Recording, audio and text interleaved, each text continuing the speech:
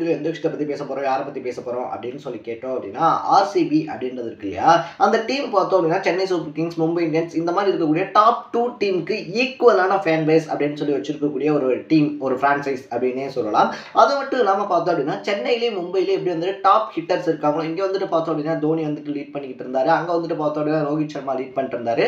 இப்போ ரெண்டு டீம்லுமே கேப்டன்ஸ் அப்படின்றவங்க மாறி இருக்காங்க. ஹேட்ரிக் பாண்டியா விசஸ் ருத்ராஜ் கெய்க்வாட் அப்படின்னு சொல்லிட்டு இந்த மாதிரி பார்த்தோம் அப்படின்னா பவர்ஃபுல்லான பிளேயர்ஸ் அப்படின்றது எந்த அளவுக்கு வந்துட்டு சென்னையிலும் மும்பையிலும் இருக்காங்களோ அதே அளவுக்கு இன்னும் சொல்ல போனோம் அப்படின்னா அதை விட ஒரு மடங்கு அதிகமாகவே ஆர்சிபியில் இருக்காங்க அப்படின்னே சொல்லலாம். ஏன் சொல்கிறேன் அப்படின்னா 3 கண்ட்ரீஸில் டாப்பில் இருக்கக்கூடிய பேட்ஸ்மேன்ஸ், ஒரு பக்கம் பார்த்தோம் அப்படின்னா சவுத் ஆஃப்ரிக்காவில் இருந்துட்டு ஃபாஃப் டு பிளஸிஸ், இன்னொரு பக்கத்தில் ஆஸ்திரேலியாவிலேருந்து பார்த்தோம் அப்படின்னா கிளென் மேக்ஸ்வெல், இந்தியாவிலேருந்து இந்தியாவுடைய ரன் மிஷின் அப்படின்னு சொல்லக்கூடிய விராட் கோலி அப்படின்னு சொல்லிட்டு 3 பேர் இருந்துமே ஏன் அந்த டீம் அப்படின்றது ஜெயிக்க முடியல அப்படின்றது ஒரு முக்கியமான கேள்வியாக வருது. இது இதுக்கு முன்னாடியே பார்த்தோம் அப்படின்னா சவுத் ஆப்பிரிக்கால இருந்து ஏபி டிவிலியர்ஸ் இருக்காரு இல்லையா, ஏபி டிவிலியர்ஸ் இருந்திருந்தாரு. அது மட்டும் இல்லாமல் ஆர்சிபி டீமை பொறுத்த வரைக்குமே எல்லா சீசன்ஸ்லுமே டாப் ஹிட்டர்ஸ் அப்படின்னு சொல்லக்கூடிய பேட்ஸ்மேன்ஸ் இருக்காங்க இல்லையா, அவங்கள வச்சிருக்காங்க அப்படின்னே சொல்லலாம். ஸோ அப்படி இருந்தும் ஆர்சிபினால ஏன் இந்த 17 வருஷத்துல பார்த்தோம் அப்படின்னா ஒரே ஒரு டைம் கூட கப் அப்படின்றது ஜெயிக்க முடியல.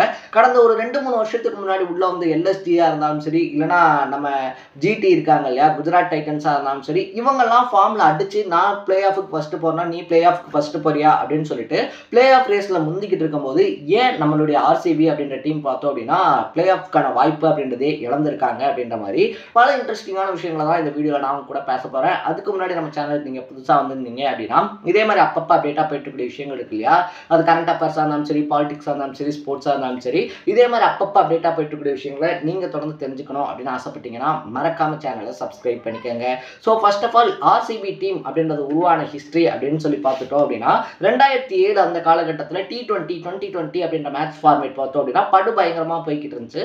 அதுக்கப்புறமா தான் பார்த்தோம் அப்படின்னா இந்தியாலையும் ஐபிஎல் அப்படின்றதெல்லாம் ஸ்டார்ட் பண்ணப்பட்டுச்சு அப்படின்னே சொல்லலாம். அப்போ விஜய் மல்லையா இருக்கார் இல்லையா, அப்போ வந்து ஒரு டாப் பிஸ்னஸ் மேன் அப்படின்னு தான் சொல்லணும். பீரில் ஆரம்பித்து ஏரோஃப்ளைன்ஸ் வரைக்கும் எல்லாத்துலேயும் எக்கச்சக்கமான இன்வெஸ்ட்மெண்ட் அப்படின்றது பண்ணியிருந்தாரு. அவர் தான் ஆர்சிபிக்கும் கிட்டத்தட்ட $120 மில்லியன் அப்படின்றது இன்வெஸ்ட் பண்ணி அந்த டீம் அப்படின்றதையும் வாங்கியிருந்தாரு. அதுக்கப்புறமா அவர் எங்கே ஓடி போனார், அவரை சுற்றி இருக்கக்கூடிய பிரச்சனைகள்லாம் என்ன அப்படின்றது நம்ம எல்லாருக்குமே தெரியும்.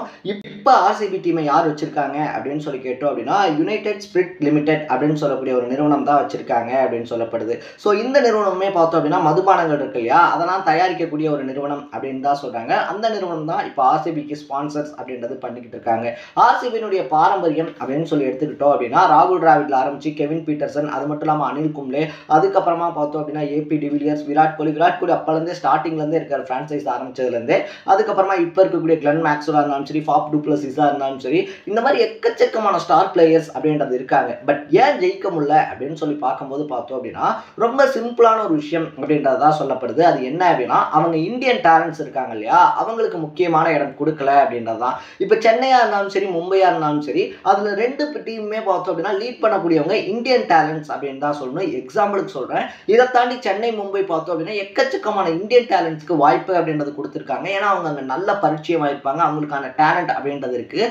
சென்னை, மும்பை, ராஜஸ்தான் ராயல்ஸ் இந்த 3 டீமுமே பார்த்தோம் அப்படின்னா அவங்ககிட்ட டேலண்ட் அப்படின்றது இருந்தால் போதும், அவங்கள கம்மி விலைக்கு உள்ளே எடுத்துருவாங்க. பட் ஆர்சிபி பண்ணக்கூடிய தப்பு என்ன அப்படின்னா எல்லாருக்குமே தெரிஞ்ச பிராண்டாக இருக்கக்கூடிய பிளேயர்ஸ் இருக்காங்க இல்லையா, நான் முன்னாடியே சொன்ன பிளேயர்ஸ் பார்த்தோம் அப்படின்னா ஆல்ரெடி உலகம் முழுக்க ரீச் ஆன பிளேயர்ஸ், ஃபாஃப் டு பிளஸிஸாக இருந்தாலும் சரி, இல்லை கிளென் மேக்ஸ்வெல்லாக இருந்தாலும் சரி, அந்த மாதிரி பிளேயர்ஸை எடுத்துட்டாலே நம்ம ஜெயிச்சிட முடியும் அப்படின்னு சொல்லி நினைக்கிறாங்க. அதுதான் அவங்க தோக்குறதுக்கு முதல் காரணம் அப்படின்னே சொல்லலாம். ஏன்னா இளம் கன்று பயமறியாது அப்படின்னு சொல்லுவாங்க இல்லையா, ஸோ அந்த மாதிரி ஹேட்ரிக் பாண்டியா இருந்தாலும் சரி, ருத்ராஜ் கெய்க்வாடா இருந்தாலும் சரி, ஃபீல்டுக்கு வந்த ஃபர்ஸ்ட் இயர்ஸ்லாம் பார்த்தோம் அப்படின்னா எவ்வளோ பெரிய ஃபாஸ்ட் பவுலர்ஸாக இருந்தாலும் கண்டுக்காம அடிச்சு பிரித்து விளையாடிக்கிட்டு இருந்தாங்க அப்படின்னு தான் சொல்லணும். ஏன்னா அவங்க மேலே ப்ரெஷர் அப்படின்றது போவே போகாது. ருத்ராஜ் கெய்க்வாட் மேலே இருந்தாலும் சரி, ஹேட்ரிக் பாண்டியா மேலே இருந்தாலும் சரி, இப்போ ப்ரெஷர் அப்படின்றது கண்டிப்பா இருக்கும் கேப்டன் அப்படின்றதுனால.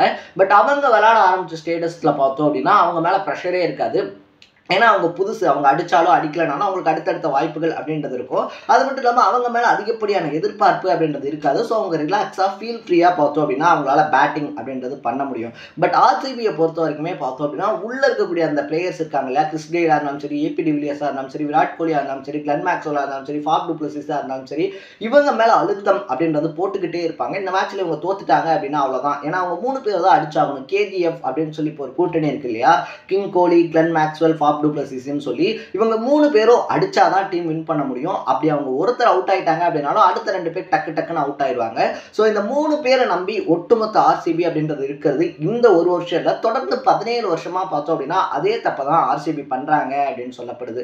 ஏன்னா மற்ற டீம்ஸ் மற்ற பிரான்சைஸ்ல பார்த்தோம் அப்படின்னா ஒருத்தர் அவுட் ஆயிட்டாங்க அப்படின்னா ஒன்று முன்னாடி பேட் பண்ணவங்களோ இல்லை அடுத்து பேட் பண்ண வரவங்க இருக்காங்க இல்லையா, அவங்க வந்துட்டு டீமை லீட் பண்ணி கொண்டு போவாங்க. இன்னும் கடைசி பிளேசஸ்ல இறங்கக்கூடியவங்க இருக்காங்க இல்லையா, ஒரு 5th ஒரு 6th அந்த மாதிரி இறங்கக்கூடியவங்க கூட பார்த்தோம் அப்படின்னா டீமை வின்னிங்கை நோக்கி கொண்டு போவாங்க. நேற்றுலாம் பார்த்தோம் அப்படின்னா ஸ்டோயினிஸ் அடிச்சாடி யாருமே மறந்துருக்க முடியாது இல்லையா.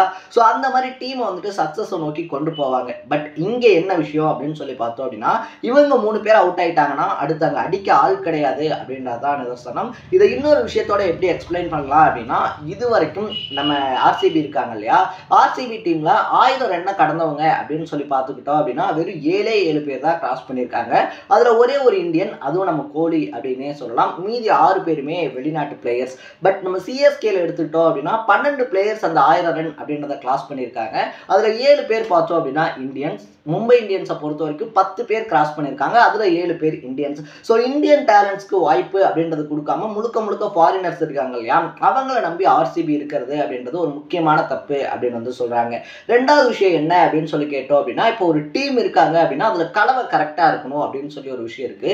நம்ம எந்த அளவுக்கு பேட்ஸ்மேன்ஸ்க்கு இம்பார்ட்டன்ட் அப்படின்றது கொடுக்குறோமோ அதே அளவுக்கு பவுலர்ஸ்க்கும் இம்பார்ட்டன்ட் அப்படின்றது கொடுத்துதான் ஆகணும். ஏன்னா பேட்ஸ்மேன்ஸ் வந்துட்டு 300 ரன் அடிக்கிறாங்க அப்படின்னாலும் பவுலர்ஸ் அந்த 300 ரன்னை கட்டுப்படுத்தக்கூடியவங்க இருக்கணும். நீ 300 ரன் அடிக்கிற அப்படின்னா நான் பவுலிங்ல 301 ரன் போட்டு தரேன் அப்படின்னு சொல்லக்கூடிய பவுலர்ஸ் இருந்தாங்கன்னா டீம் விளங்காதுன்னு சொல்லுவாங்க இல்லையா.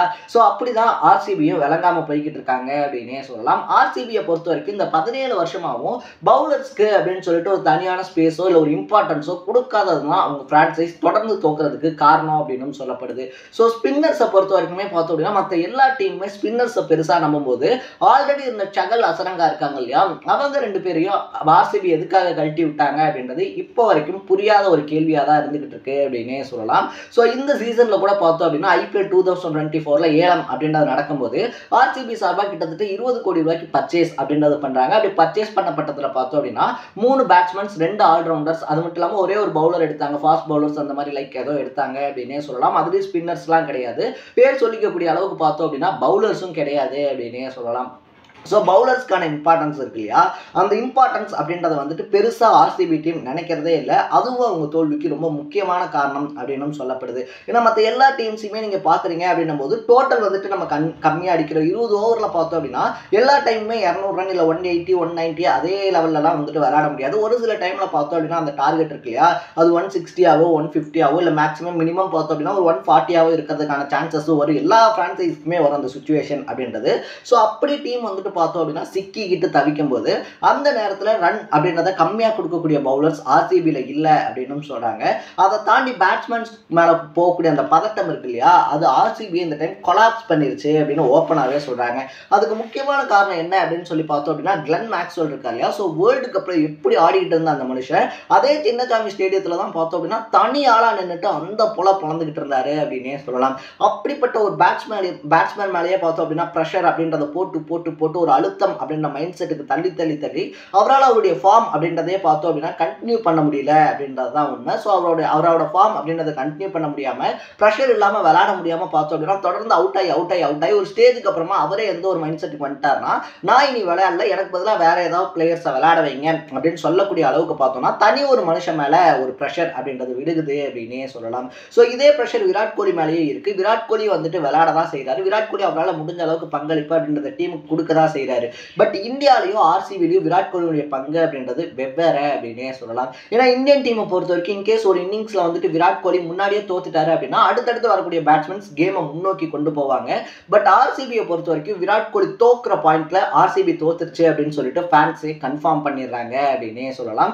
ஸோ ஒரே பிளேயர் மேல அழுத்தத்தை போடுறதும் பவுலர்ஸ்க்கு முறையான அந்த இம்பார்ட்டன்ஸ் அப்படின்றது கொடுக்காததும் தான் ஆர்சிபியினுடைய தோல்விக்கு 17 வருஷ தோல்விக்கு காரணம் அப்படின்னு சொல்லி நான் நினைக்கிறேன். உங்களுடைய பாயிண்ட் ஆஃப் வியூல இருந்து ஆர்சிபியினுடைய தோல்விக்கு என்ன காரணமா இருக்கணும் நீங்க நினைக்கிறீங்கன்றத கமெண்ட்ல பதிவு பண்ணிட்டு இதே மாதிரி இன்ட்ரெஸ்டிங்கான விஷயங்களை நீங்க தொடர்ந்து தெரிஞ்சுக்கணும்னு ஆசைப்பட்டீங்கன்னா மறக்காம சேனலை சப்ஸ்கிரைப் பண்ணிக்கங்க. நாளைக்கு இன்னொரு இன்ட்ரெஸ்டிங்கான வீடியோட சந்திக்கலாம். டாடா, பை பை.